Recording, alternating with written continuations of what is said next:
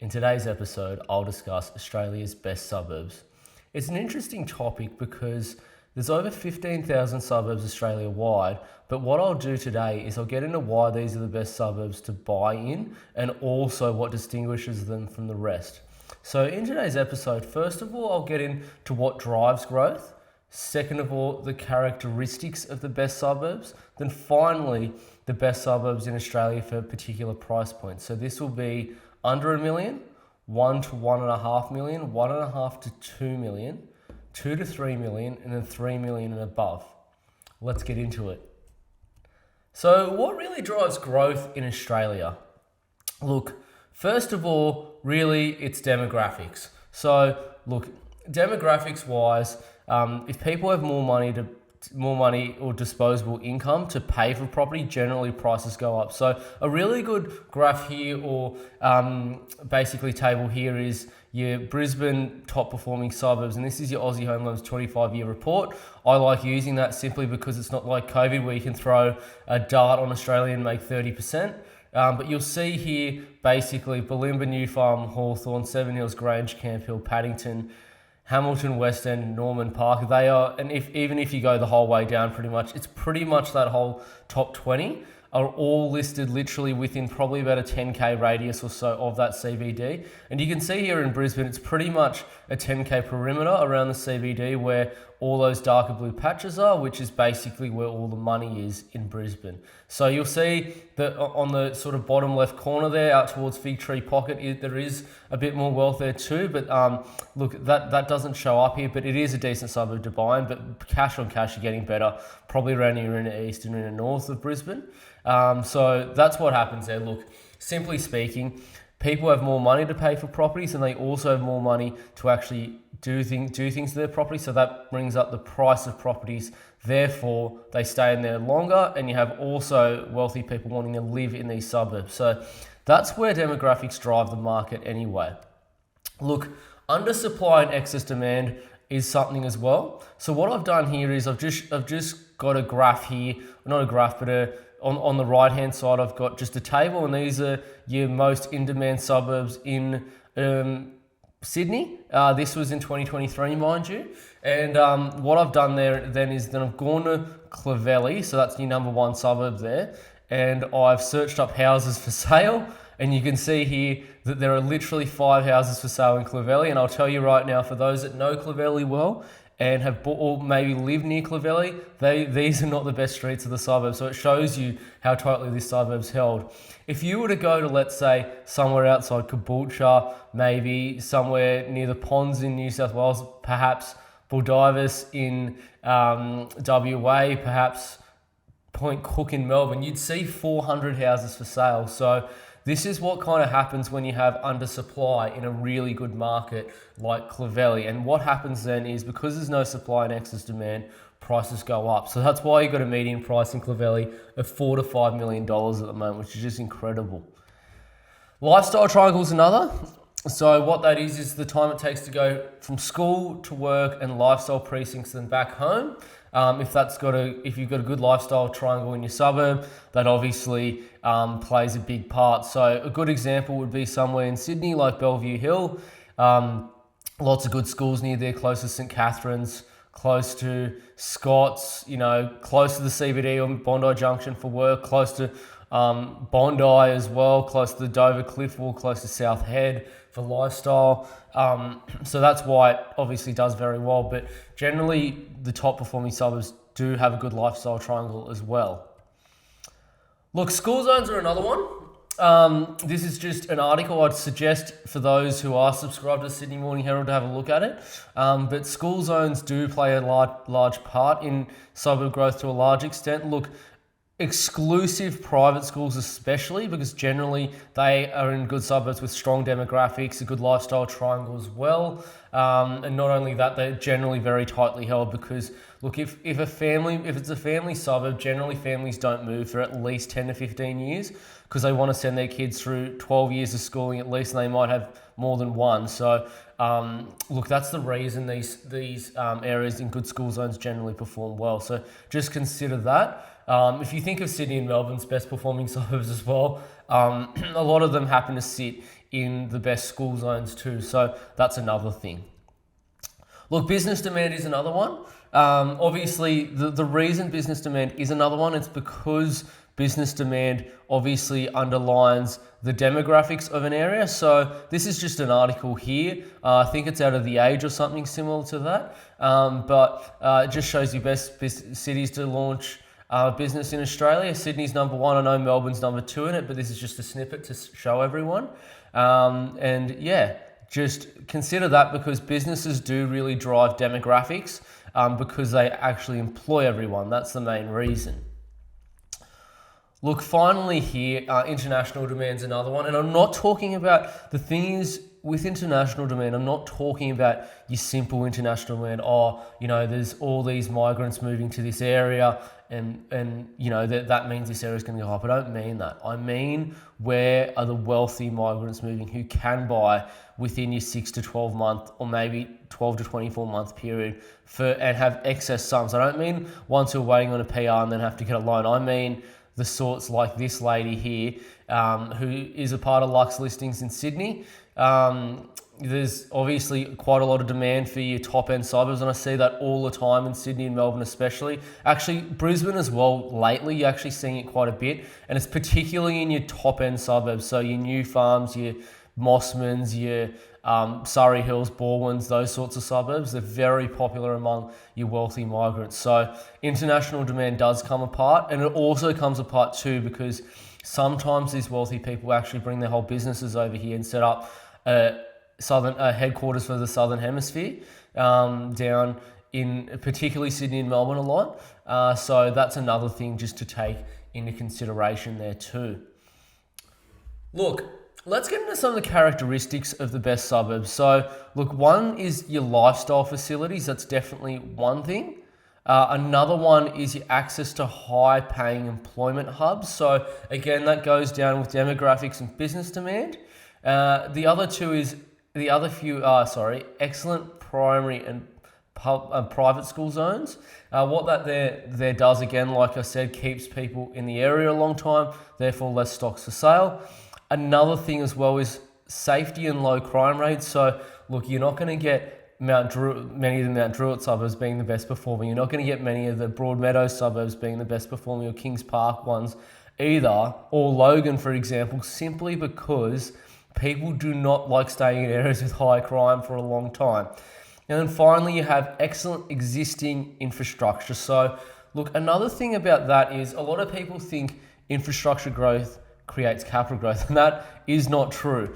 And I'll tell you why, because some of the best suburbs in terms of capital growth, suburbs like, for example, Albert Park, have had next to no infrastructure growth for literally like 30 to 50 years. Like they might have a redevelopment of a house or just, let's say, a renovation, but I'm not talking about it. I'm talking about when we say like a whole suburb's getting, I don't know, a whole shopping centre or something like that. It doesn't necessarily make good capital growth. What makes good capital growth is wealthy people moving to the suburb and no supply. That's what happens. And often these are suburbs that are old and with existing money in them. So excellent existing infrastructure often plays a large part if combined with those other key fundamentals as well, like demographics and low supply with excess demand from wealthy people. Look, the best suburbs from $500K to $1 million is probably where everyone wants to know here, because it's obviously the cheapest price point I have listed. But let's start with one, and that suburb is East Geelong. Now, where's East Geelong? Look, it's right basically to the southeastern side of the Geelong CBD. It neighbours the actual suburb of Geelong, and it's home to the Geelong Botanic Gardens. But what's so good basically about your suburb of East Geelong really is that it's just close to everything. So look, this is just a map, and all I've done in Google Maps here is I've just searched up facilities, and you can see just everything that's around it. Now, East Geelong's not only good for facilities, it's got cafes, restaurants, everything like that too. It's close to employment hubs. It also has some quite good school zones as well. So look, you've got very good lifestyle all around East Geelong. And not only that too, but it's actually a very good family suburb, very green. And it feels like you're kind of somewhere like in the eastern suburbs of Melbourne, like somewhere probably like I'd say yeah, maybe Balwyn, maybe not Balwyn, but probably somewhere maybe like your Ashburton or something like that, just with a bit smaller lots. It's a very good family suburb. Look, it's done, some parts of it are done above 9% capital growth for more than 50 years now. So for someone with that, about $750,000 budget, sometimes you're lucky to get into 700. Definitely a good suburb to consider, especially if you have a family.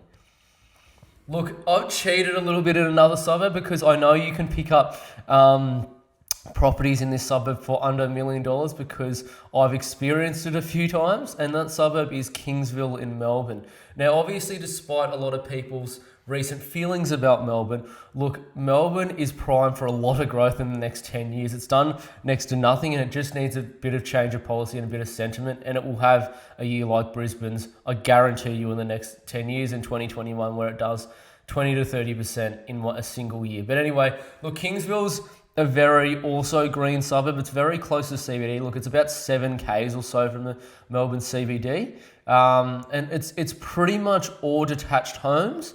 And it also has a very high employment income in terms of median income and personal income. So you'll just see here, you'll see on the top, on the left-hand side there, that Kingsville has $1,202 a week personal income compared to Victoria's $803. And then you can see your family and also your household. So you can see it's well above in basically every regard there. But if you look further, your fields of employment are hospitals, higher education, IT, and then government administration. So look, a lot of that is government backed, and not only government backed, but also I'd say fairly high end employment industries. So that's good. And not only that too, look, to explain where a lot of these people work, there's quite a lot of first of all, government employment in the local universities in Footscray, and also the local hospitals also in Footscray, which only lie about 5 to 10 minutes away, depending on where you are in the suburb and the time of day that you happen to leave. So that's another thing just to consider with Kingsville, but a really good suburb for those who have, I'd say, a flat $1 million to spend, or maybe about 950. You still can get in for under $1 million. So just consider that, especially if you're handy as well. Now look, let's get into a suburb that's roughly 1 to 1.5 million. And I've gone close to the 1.5 million again, simply because I'm giving you the best suburbs for these brackets. And that suburb is Norman Park. So where's Norman Park? Look, it's about 4 to 5 k's from the CBD. It's southeast of the Brisbane CBD. It does front the river.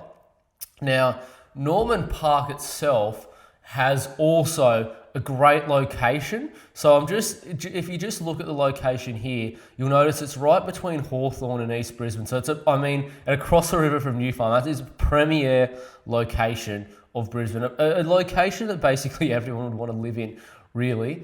And it's actually a very quiet, mostly detached home suburb, a good family suburb as well. And you can see the median income of this suburb, household income. You can see here, $2,918. That's comparable with the North Shore of Sydney, literally. And that'd be higher than almost everywhere in Melbourne, aside from probably Cremorne and Kooyong.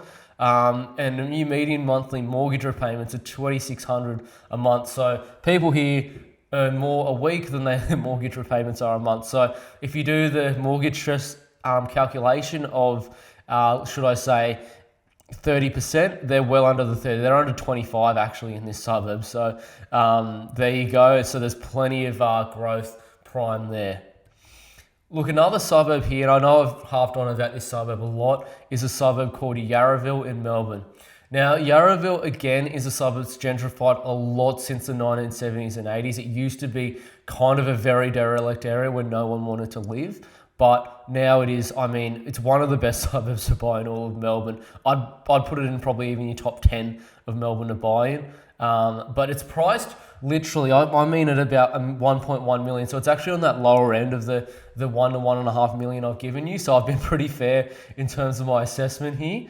But look, Yarraville as well is known, first of all, it does have a very good median income, and you can search it up. It's very similar to Kingsville's, to be honest, but it's got a very good town centre. Like the Yarraville village is known pretty much Melbourne-wide as being a great place to, should I say, go for a coffee, go for lunch, or just walk around. It's quite a trendy area and that kind of thing too. And most of the workers in Yarraville now, especially compared to about 20 years ago, are professionals and managerial employees. So you'll see here roughly about 55% of them actually sit in that category, which is incredible because you would have seen your labourers and machine operators being your top industries probably 20 or 30 years ago. So that also drives up demand in the suburbs. So look, Yarraville's definitely a really good suburb to consider when buying in Melbourne too. Let's get into $1.5 to $2 million. And the suburb I'm going to give you is Highgate Hill in Brisbane. So for those who don't know where Highgate Hill is, look, it's basically right next to Woolloongabba and the Gabba, and between basically West End and Dutton Park too. So look, the location it's in is basically, it's 2 to 3 k's from Brisbane CBD. It's right next to South Bank, right near the Gabba. Look, it's near all the good employment hubs, number one.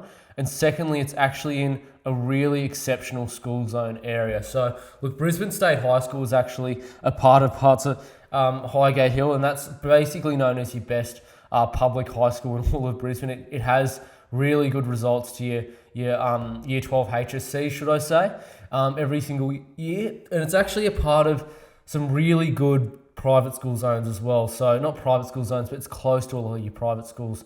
So it's close to Brisbane Grammar, Brisbane Girls, it's close to Somerville House, it's close to Churchie. It's close to basically every school that most Brisbane families who are wealthy would want to send their kids to, and it's only a very short trip to all of them too. Not only that too, it's close to all of your good, should I say, lifestyle precincts. So South Bank's one. Look, and others, obviously Brisbane CBD. You could walk to Kangaroo Point, the park there at Kangaroo Point. It's not even far from Story Bridge either. So really good for all of those. So look, Highgate Hill now is about $1.7 million. So it's in that mid-tier. But if you have that money, it's a really good suburb to consider for that price point. Look, another one here is, and I was almost in shock to see this suburb was actually even in this price point. I thought it'd be in your $3 million plus, but sure enough, it does happen to be in Melbourne because Melbourne's been a bit quiet, and that suburb is Elwood. So for those who don't know where Elwood is, it's basically right in between Brighton and St Kilda.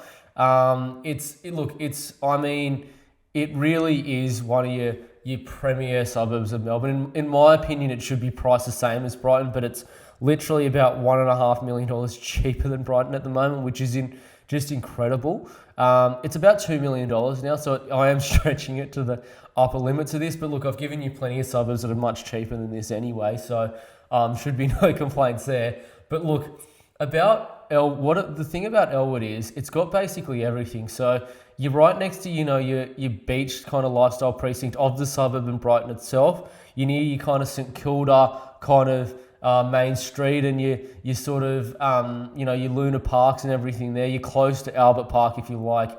Should I say the Formula One? You're near your Windsor as well, and that kind of area where all your good coffee is. You're not far from Richmond too, if you like that. Close to Melbourne CBD, close to South Melbourne and South Wharf, if you like the pokies and shopping. Look, it's near basically everything. You're near really good school zones too. So look, it's such a good suburb if you have $2 million to buy in. So consider that if you've got that budget. Let's go to suburbs between $2 and $3 million. And look, the suburb I'm going to go into here is a suburb called New Farm. So New Farm is basically known as pretty much Brisbane's best suburb for everyone. It is pretty much about 1.5 to 2 k's depending where you are in the suburb from the CBD. Look, it fronts the Brisbane River, probably one of the best arms of the Brisbane River too. It's known to have basically everything you need there. And look, this is just an article here from Domain. It just says why even the pickiest home buyers call this suburb home. And that's simply because it's near absolutely everything you need. It's near all the good private schools. It's fronts the water. It's got probably one of the best running tracks along the riverfront in all of Brisbane. It's got some of the best houses. It's got probably some of the best parks with city views there. It's got a lot of good old pubs. It's not only that, it's right next to Story Bridge and that precinct. It's walkable distance to Fortitude Valley as well if you want a bit of nightlife. It's quiet. It's got pretty quiet streets being that close to CBD too. So look, $2 to $3 million. Think a New Farm. You can pick them up for about that mid-range, about 2.4 to about 2.7 at the moment. Generally, you better look. You don't ask me to get a $2.5 million house on the waterfront. Those are minimum $6 million. But look, for a standard house, these are good areas to invest. Look, another one I'm going to pick here is a suburb called Balmain in Sydney. So look, Balmain's pretty much full of your old miners' cottages because it used to be a suburb in the older, should I say, especially the early 1900s, where a lot of your miners and your wharfies kind of lived. So it used to be an extremely working class suburb, believe it or not like to what it is today, because homes are about close to that $2.5 million mark too. So look, the thing about Balmain is it's first of all obviously got very high median income. It fronts the Sydney Harbour, beautiful pocket as you can see here. And not only that too, it's also got a great lifestyle pocket. Look, it's one of those, but Balmain particularly and Rozelle are suburbs in Sydney that happen to be literally like 5Ks from the CB, 5 or 6Ks, and they have almost like a village-like lifestyle kind of precinct. So what I'll say here is, look, I'm going to call Darling Street probably one of the best high streets of all of the inner west. It's full of also not only good cafes and restaurants, but a few very good boutique kind of like clothes sort of outlet kind of places too. It's home to also probably, I'd say, your best sort of old traditional pub run in Sydney. So you've got some really good old pubs there, like the London's not very well known and been there, I think, since the 1880s or something like that. You've got a few other good ones in town. Good places where a lot of gigs go on as well. So it's really popular for that kind of thing. I think one of my cousins actually a couple of months ago went and played at one of those venues, that was good fun. But anyway, yeah, it's a really good area if you have $2 to $3 million as discussed. Let's round out with the best suburbs over $3 million. And look, I'm going to one it's about 4 to 4.5 million, and that suburb is Manly in Sydney. So look, for those that don't know Manly, in my opinion, it's probably your best beachfront suburb that's close to the city in probably all of Sydney. I'd say probably along with North Bondi.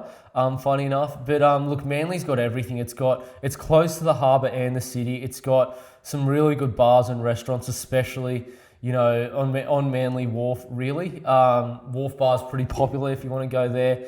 For those that don't know Manly as well, by the afternoon, the office is pretty popular. The office is basically the park either side of the wharf, and it's called the office because the reason being is because a lot of workers years ago used to say, their boss might ask them, oh, where were you on Friday afternoon? And they'd say, oh, I'm at the office, but they're actually getting on the piss over in the park. So that's where it gets its name from for people that don't know that. But look, it's got probably some of your best walks towards, I'd say, close to the CBD, like towards North Head. You've got, the old military barracks. You've got basically Bluefish Point and all of that. It's really nice. You've got some of the nicest waterfront places in Sydney. Your walking distance, from Freshie, from Curly, Queenscliff, all those sorts of areas. Really nice area. Look, crystal clear waters as well. So you can't really go wrong. It's close to the North Shore private schools too. Look, just a really good lifestyle area. Just be careful of buying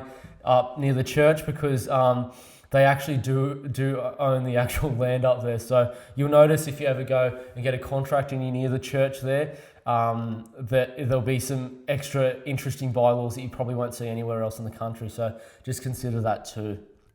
Look, again, as I said, I've probably previously mentioned this suburb, but look, Manly, again, by a lot of stretches, is known as, if by many people, as the best area to live in Sydney. So here's just an article. This is just off Pinterest. And look, I don't think anyone would debate it if they live here, especially in a house. You'd be very wealthy to live in a house. But look, really, if you have $4.5 million, it's probably one of the best suburbs to buy in Australia, and easily one of the best livable suburbs too. Look, I previously mentioned this other suburb, but probably shouldn't have done that. But the other suburb I'd say in Australia is one of the best to live in is the suburb of North Bondi. Look, this is just from the golf course up on the hill, and you can see just how beautiful the area is. You can see the Bondi icebergs from here and the beach. But look, North Bondi is actually one of the few suburbs in the 4 suburbs of Bondi, funny enough, that do have a fair few pockets that are very quiet, particularly towards the North Bondi headland. I don't mean on Ben Buckler, that's mostly units, but just a little bit in from there are some very nice quiet streets. And look, this suburb is just, has everything. So look, I've put basically 4 things here. So performance, obviously, look, North Bondi is I'd say top 20 suburb of Australia. Coast, you can see how beautiful Ben Buckler headland is right there. City, it is literally, I think, 6 or 7 k's from the CBD. It's incredibly close to City. It's even in peak hour traffic, it's like 20, maybe 25 minutes. If you get the bus or something like that in the bus lanes and that, it's even quicker. And transport, look, transport's really good there. It's near everything you need. There's everything you need to get there. And on the right here, I've just shown number 1, your personal income of Bondi compared to New South Wales, which is literally one of the richest states in Australia. It's nearly double, which is incredible. And then you've got your walk score just on the bottom right there. And you can see the dark green there is obviously where it's very walkable, and you can see how walkable North Bondi is. And just in from Ben Buckler, there's your really good streets. So look, those happen to be some of your best pockets of North Bondi to buy, and really good suburb. You can't go wrong buying that. You hold it for 10 years, it's going to be worth literally probably somewhere near double from what you bought it for, even though you'll get the idiot broke arts journalist saying online that it can't go up any higher. I'm telling you right now it will. But anyway, that's your best suburbs, I'd say, to buy for that $3 million or more mark. Now look, thanks for watching this, but in the next few episodes, I'm going to go into the best suburbs in different cities of Australia, and also I'm actually going to do an episode on the Central Coast too, because I had a few messages that people were saying I left it out, so I won't do that. So stick around for those next episodes when you get the chance, and please subscribe to the channel, because I do aim to provide everyone some value, and I appreciate if anyone has comments or any questions. I will definitely get back to you as soon as I possibly can.